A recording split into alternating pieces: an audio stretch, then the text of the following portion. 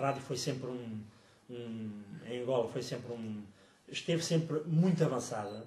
Eu diria que esteve, talvez, em certas alturas dos anos 60, esteve mais avançada do que a rádio que se fazia em Portugal, no continente português. Em Angola havia uma dinâmica, talvez por influência brasileira, havia uma dinâmica muito grande na forma de fazer rádio. E tanto assim que eu recordo-me de um simples programa da Rádio Eclésia, o Luanda 60, 65, 66, 67, 68, e portanto, em 69 eles colocaram um repórter na ida do Homem à Lua. Portanto, era de facto fazia-se uma rádio muito avançada. E havia, creio que a Dina também foca algumas vezes foca, sobretudo nos correspondentes, nos repórteres de guerra. Há um repórter de Moçambique que vai a Angola e tem aquela situação. Não havia repórteres de guerra, não é? Nós falávamos de Vietnã, falávamos do Médio Oriente, que sempre se falou, desde que eu me recordo de ouvir as notícias, e a nossa guerra colonial não existia. Não é? Portanto, as notícias que nos chegavam da emissora nacional à ultramar raramente falavam muito nos aerogramas, não é? Era a hora da saudade, não é? Em que havia os soldados, cada um dizia, chegava lá, beijinhos para a minha mulher e não sei o quê, e beijinhos para os meus filhos e tal, era a hora da saudade. De resto, não havia, fora isso, não havia guerra, não existia. E nós falávamos todos os dias nas outras guerras, não é? E ouvíamos notícias das outras guerras todos os dias. Mas queria-vos, sem vos maçar muito, queria-vos contar aqui duas pequenas histórias. Duas pequenas histórias da rádio. Uma tem a ver com o Adelino Gomes. O Adelino Gomes, a par do Alfredo Alvela e do Joaquim Furtado, enfim, do Matos Maia, de uma série de grandes nomes da rádio. Não estou aqui a minimizar a importância. As igrejas que teve uma importância enorme nesta problemática do combate político nos anos 50 e 60. O Igreja Esquerda foi muito penalizado pelo regime, não é? Com os companheiros da alegria, que era assim que se chamava, que ele ia espalhando, enfim, o teatro pelo país. Mas, curiosamente, o Adelino costuma contar uma história de uma reportagem que uma vez foi fazer a Portimão, e então, quando colocava aquelas questões polémicas, ou mais polémicas, ao Presidente da Câmara, para além, digamos, depois das reportagens do conhecimento da própria terra onde foram fazer a reportagem, foram entrevistar o Presidente da Câmara e colocar-lhe questões. E então, aquelas perguntas mais polémicas, o Presidente da Câmara fumava um cachimbo, curiosamente, e não sei se essa história conhece, e portanto, quando era para responder a essas questões, o microfone captava aquela baforada, aquele som da baforada dele, não é? E a expulsão do fumo, não é? do cachimbo, e portanto, e demorava sempre um certo tempo a responder à questão, e depois respondia evasivamente, ou até não respondia. E então, eles, quando chegaram a Lisboa, foram e não fizeram montagem daquela reportagem. Colocaram quase tudo na íntegra. E então apareciam aqueles silêncios enormes do senhor lá da Câmara de Portimão, não é? Que fumava o cachimbo e tal, e apareciam aqueles silêncios enormes.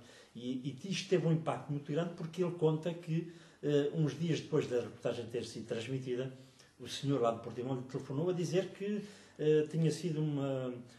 enfim, não terá dito que tinha sido um crime, mas teriam adulterado tudo aquilo que o homem tinha dito e tinha pensado e não sei o quê, porque não era nada daquilo. Mas o simples silêncio era importante. Esta é uma história do Adelino Gomes nos anos 60. E, portanto, para ver como é que as coisas se passavam em termos de rádio. Os silêncios eram importantes na rádio. E isto, muito pouca gente, ainda hoje, são importantes. Nós hoje ficamos preocupadíssimos quando aquilo que nós chamamos uma branca, não é? Uma branca de 5 segundos é uma coisa, é uma eternidade, é uma coisa pavorosa na rádio. Curiosamente, na antiga emissora nacional, não se podia falar em cima o disco tinha que ir mesmo, a emissão da música tinha que ir mesmo até ao fim, e depois é que o locutor podia fazer a sua intervenção, e então fechavam de novo o microfone e o disco seguinte arrancava e começava a transmitir. Não se podia falar em cima da música. Era mesmo um crime, não se podia fazer isso. E curiosamente, portanto, esse silêncio aí, no tempo da emissora, não era, digamos, aproveitado como foi este, em termos mais sociopolíticos, se fizermos nesta altura já do Adelino Gomes. A outra tem a ver com uma outra paragem onde eu acabei por estar há alguns anos da minha vida e com muita satisfação, que foi Macau. Eu quando cheguei a Macau, e isto não foi há muitos anos, foi em 94, eu quando cheguei a Macau perguntei onde é que era a sala do arquivo da rádio. E disseram, não há arquivo. Não há arquivo, quer dizer, então, e o que é que aconteceu Não, o arquivo foi mandado destruir por um governador que esteve aí. Portanto, quer dizer, não havia a noção de quão importante era o arquivo e coisas que se perderam. E que depois a TDM teve que comprar à CBS americana para fazer programas sobre a história de Macau. Portanto, mas a notícia, a história que eu queria tem a ver com o papel da rádio, não só nos anos 60, mas também nos anos 50, mas sobretudo nos anos 60, que era já havia muito, e depois sobretudo do Campeonato do Mundo de Futebol em 66, Portugal ganhou uma projeção enorme com o 3º lugar. Os relatos do futebol passavam a ter um peso enorme na programação da rádio. Tanto que em Macau, através da emissora nacional, o emissor local captava as emissões da emissora nacional em onda curta e retransmitia os relatos com uns altifalantes que tinha situado na torre dos Correios, da sede dos CTTs, que durante muitos anos foram os responsáveis pela